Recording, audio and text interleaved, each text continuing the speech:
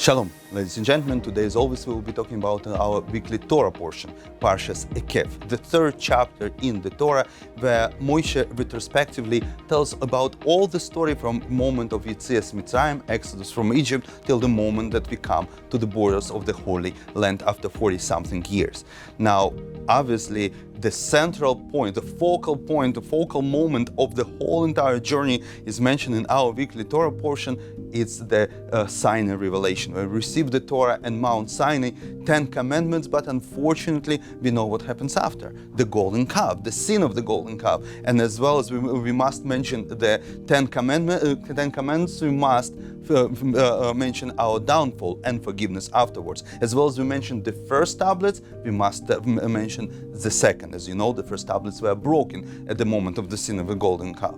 But when Moshe Rabbeinu describes in our parsha the first and the second set of tablets, about the first set of tablets he said Luchot Even, the stone tablets. But when he talks about the second tablets that he received only after the forgiveness to Jewish people, he said Luchot Even, you gave me stone tablets, the tablets of covenant. Why he changed the name from the first to the second tablets? What is the difference? But this difference is actually answer to me personally to the question that I never knew the answer. What is the point of engagement ring? What is the point of the shiny stone when the groom goes on his knees and asks the bride, and the bride opens the box and she looks surprised, she doesn't know what's going on there, and then the bigger the stone, the bigger her eyes. What is the point? It's just the stone. Maybe I can understand this because I cannot give as a present diamonds to my wife due to her occupation, but this is really personal. But I think that there's a difference between description of the first tablets, the tablets of stone, and the second tablets, the tablets of covenant, gives the answer to this question.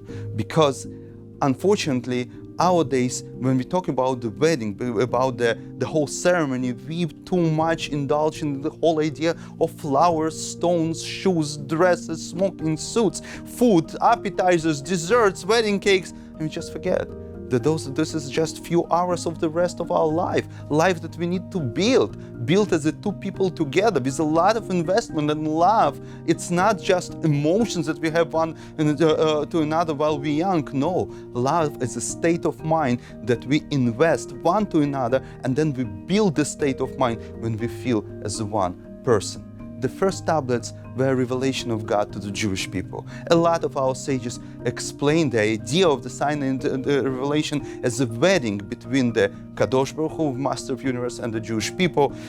And the Ketubah are the tablets, and there are a lot of other details. But the wedding is just one day.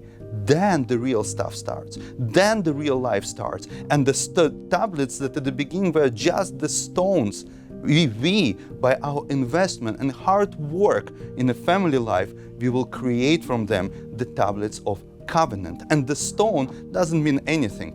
It will mean only when it's symbolized the covenant between husband and wife, the home that they build together, the family that they achieve, the love that they create. And maybe then, when we will create the stone of covenant, and not just some shiny jewel, maybe then, as it's described in the receiving revelation of the Torah, every stone will scream to us God's name. Every stone will be the stone of covenant.